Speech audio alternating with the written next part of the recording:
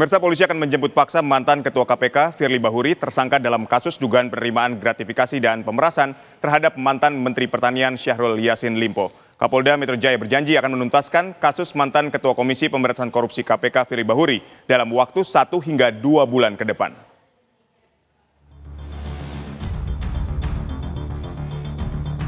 Polda Metro Jaya telah menetapkan mantan Ketua KPK Firly Bahuri sebagai tersangka kasus penerimaan gratifikasi dan pemerasan terhadap mantan Menteri Pertanian Syahrul Yassin Limpo pada 22 November 2023 lalu.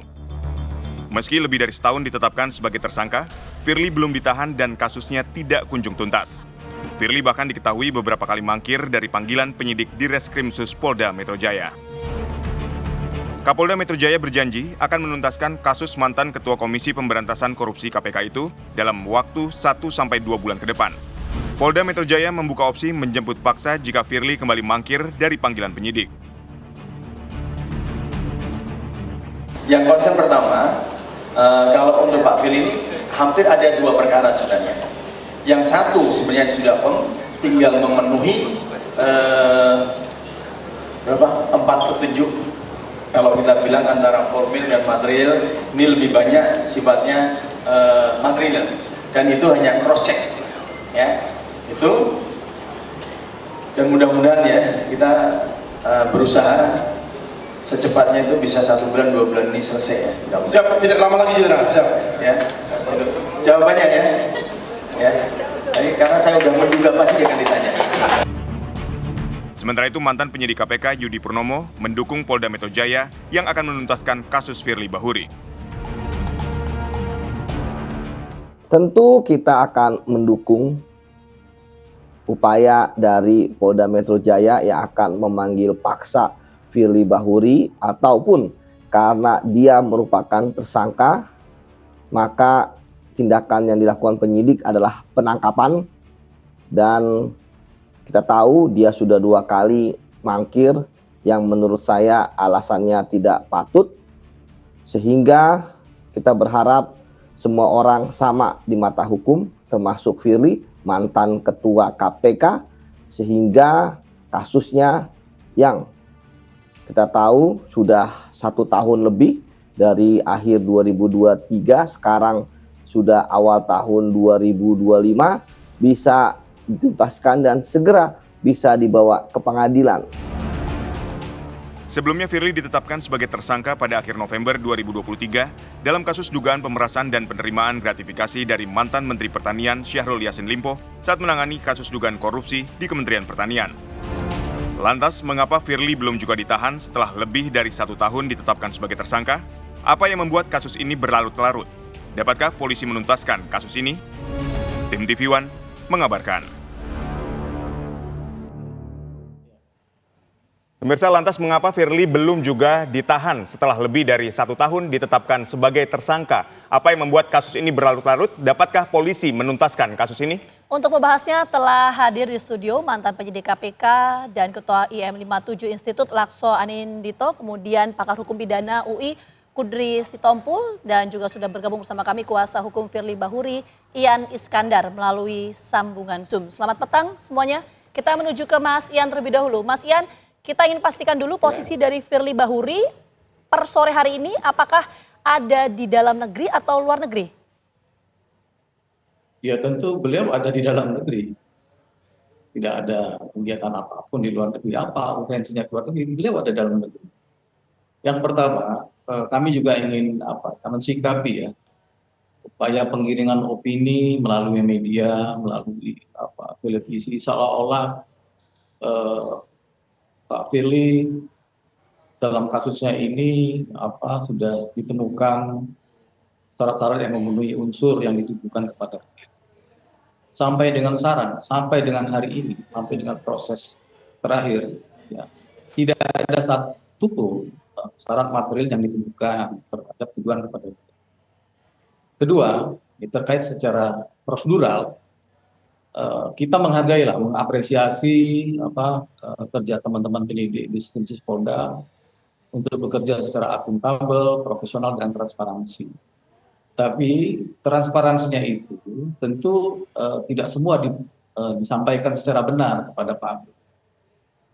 perlu kami sampaikan kepada teman-teman bahwa berkas perkara Pak Firly itu 4 kali bolak-balik dari penyidik kejaksaan, yang terakhir tanggal 2 Februari dikembangkan lagi oleh pihak kejaksaan, kemudian ditunggu oleh pihak kejaksaan. Tanggal 7 Maret itu pihak kejaksaan sudah memberikan surat pemberitahuan kepada penyidik batas waktu terhadap proses perkara beliau. Sampai tanggal 18 November juga tidak bisa dikembalikan. Tanggal 28 November 2024 kemarin pihak kejaksaan mengembalikan SPDP kepada penyidik Polda Metro. Konsekuensinya apa dengan dikembalikan SPDP ini?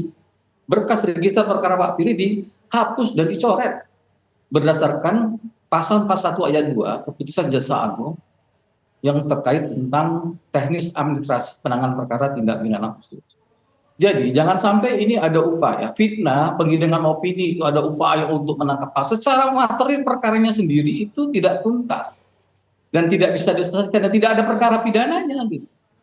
Itu yang ingin kami sampaikan melalui kesempatan ini. Ya, Bang Gian, ini kan beberapa kali ada panggilan dari penyidik ini, Firly Bahuri ini mangkir. Nah, lalu muncul opsi jemput paksa dari Direskrimsus Polda Metro Jaya. Anda menyikapinya seperti apa? Begini, jemput paksa itu kalau beliau tidak pernah sekalipun diperiksa. Setahu kami ya, beliau sudah diperiksa hampir 7 kali lebih.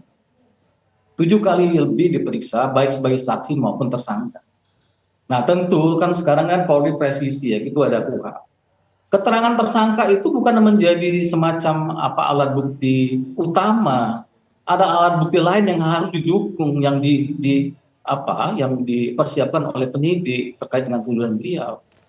Jadi berkali-kali juga kami sampaikan kepada penyidik, dalam hal apa lagi mau diperiksa, keterangan apa lagi yang mau digali sama Pak Firly, semuanya sudah diserahkan. Artinya tidak ada alasan untuk manggil, tapi ada alasan secara hukum yang kami sampaikan kepada penyidik bahwa pemeriksaan beliau ini sudah lengkap. Jangan dipaksakan loh perkara ini untuk menjadi naik, apalagi digiring opini untuk upaya jemput paksa. Secara material pihak kejaksaan sudah menyatakan perkara Pak Firly ini ditutup dan sudah disampaikan surat pemberitahuan pengembalian SPDP-nya itu kepada penyidik Polda Metro Jaya, dan itu harus diberitahukan transparan penyidik. Pihak Polda juga harus transparan kepada masyarakat, kepada publik. Jangan ditutupin masalah hal ini. 4 kali bolak-balik, berkas perkaranya tidak terpenuhi syarat materi, tidak ada satupun saksi yang memenuhi kualifikasi sebagai saksi seperti syarat yang diminta oleh KUHP. Nah itu kita kan transparan, akuntabel, profesional, transparan. Kita sekarang transparan pada masyarakat disampaikan, sehingga jadi upaya penggiringan opini seolah-olah ada upaya jemput paksa, upaya mangkir, itu dengan sendirinya semakin jelas faktanya seperti itu. Oke, kita menuju ke Mas Lakso. Mas Lakso, kalau kita lihat ini kan kasus sudah bergulir selama 1 tahun pasca Firly ditetapkan sebagai tersangka. Apakah penahanan itu merupakan suatu hal yang wajib pasca seseorang ditetapkan sebagai tersangka atau gimana kalau berdasarkan KUHP? Ya, jadi kalau kita lihat ya, sebetulnya kasus Firly Bahuri ini sudah lewat 2 kali hari peringatan anti korupsi. Jadi 2 kali hari peringatan anti korupsi, tapi kunjung tidak ada kemajuan yang sifatnya signifikan. Saya sangat mengapresiasi ketika Kapolda Metro Jaya mengungkapkan akan menyelesaikan ini 1-2 bulan lagi. Tapi yang saya butuhkan adalah realisasi. Karena dengan kondisi saat ini, saya melihat bahwa satu-satunya opsi yang bisa diambil oleh kepolisian adalah dengan menangkap Firly Bahuri. Bukan hanya menjemput paksa, sesuai dengan ketentuan dalam pasal 16 sampai dengan pasal 19 KUHP. Dan apabila diperlukan, dari sejak awal IM 57 Plus Institute sudah melihat bahwa ketika melihat kondisi Firly ya, sebagai ex-pimpinan KPK, tentunya dia bisa saja menggunakan segala informasi dan jaringan yang ada di KPK. Dia juga bisa melarikan diri, dia bisa melakukan upaya untuk mengulangi tindak pidana ya, dengan cara, kan dia dituduhkan dengan pasal 12 huruf E, Undang-Undang Tindak Pidana Korupsi, di mana di situ adalah pasal pemerasan ya, yang dilakukan oleh penyelenggara negara. Nah dalam konteks itu, maka saya melihat bahwa penahanan itu sudah sebetulnya wajib dilaksanakan bukan hari ini saja, tetapi sejak Firly ditetapkan jadi tersangka. Kenapa? Karena sebagai ex-pimpinan atau ketua KPK, dia memiliki data-data dan informasi yang mungkin relevan untuk menjadi bergen politik dia dalam menghindari pertanggungjawaban dalam kasus ini. Jadi saya ingin melihat sebetulnya dari pihak Polda, pertama saya apresiasi janji Pak Karyoto untuk 2 bulan ya, 1 sampai 2 bulan. Dan saya mengharapkan dalam 1-2 bulan ini memang betul direalisasikan. Caranya kita melihat bagaimana, salah satunya adalah dengan menangkap Firly besok juga kalau diperlukan. Dengan cara menangkap Firly, di situ ada satu sikap yang jelas dari Kepolisian Republik Indonesia bahwa memang dia ingin kasus ini dituntaskan setuntas-tuntasnya dan tidak hanya menjadi perang wacana yang ada di area publik saja. Baik. Udah 2 tahun itu udah cukup lama. Baik, saya ingin ke Pak Juri. Pak Juri tadi mungkin ada sedikit yang ingin Anda sampaikan menanggapi dari kuasa hukum Mas Ian Iskandar. Lalu ketika kita melihat kenapa kasus ini kok berlarut-larut ya sampai lebih dari 1 tahun? Ya, sebelum menjawab itu mesti dimengerti dulu ya, harus dibedakan antara pemanggilan dan penahanan. Ini kan pemanggilan dia sebagai tersangka, ya kan. Nah sekarang apakah dia dipanggil secara sukarela atau paksa? Di dalam KUHP itu tidak diatur. Nah yang diatur hanya apabila pemanggilan ketiga kali tidak bisa diinikan. Artinya kalau 3 kali. Tapi tidak ada halangan kalau dari pertama pun dijemput paksa. Atau yang kedua dijemput paksa. Nggak ada halangan. Cuman katakan kalau 2 kali baru. Artinya ini kebolehan. Artinya ini adalah diskresinya si penyidik. Apakah dia mau langsung manggil paksa atau itu terserah dia. Tapi kalau udah 3 kali itu wajib gitu loh. Nah soal penahanan. Penahanan ini ada syarat objektif dan syarat subjektif. Syarat objektifnya itu yang bisa ditahan adalah tindak pidana yang ancaman hukumannya 5 tahun atau lebih. Dan ada beberapa ketentuan-ketentuan pasal yang kurang dari 5 tahun itu bisa ditangkap. Misalnya penipuan, penggelapan, perbuatan itu ya. Nah ini kan korupsi. Ya, itu ya. Nah sekarang itu syarat objektifnya. Syarat subjektifnya tadi sudah disinggung. Ya, dia dikhawatirkan mengulangi, dikhawatirkan merusak barang bukti, dikhawatirkan menghilangkan barang bukti, ya, atau dia melarikan diri. Nah sekarang atau mengulangi seperti ini. Nah yang disinggung oleh Pak Lakso ini tadi dia merusak. Merusak itu bukan hanya dalam pengertian sempit. Dia merusak dalam arti dia bisa ngatur orang-orang. Lu ngomong gini ya, lu ngomong gini ya, lu ngomong gini. Gitu loh. Satu. Yang juga dibilang pengertian merusak barang bukti itu ya, yaitu dia mengatur. Ya seperti saya katakan lagi. Ya, terus ini. Nah, atau dia mempersulit. Ya, mempersulit untuk pengungkapan barang bukti. Jadi itu pengertian ini gitu. Nah, tadi yang saya tangkap oleh penasihat hukumnya dari Firly, Saudara Ian Iskandar itu dibilang soal SPDP. Nah, di dalam KUHP itu juga tidak diatur SPDP. Hanya dikatakan kalau penyidik dia memulai melakukan penyidikan, ya dia wajib karena putusan Mahkamah Konstitusi. KUHP tidak mengatur kapan waktu itu, ya. Tetapi dengan putusan Mahkamah Konstitusi, SPDP itu diwajib ya dikeluarkan dan diberitahu oleh penyidik kepada penuntut umum, kepada pelapor dan terlapor 7 hari. Nah, sekarang persoalannya SPDP itu dikembalikan oleh penuntut umum. Nah, itu nggak diatur. Nah, ini dalam kebiasaan SPDP dikembalikan itu belum tentu itu dihentikan penyidikannya.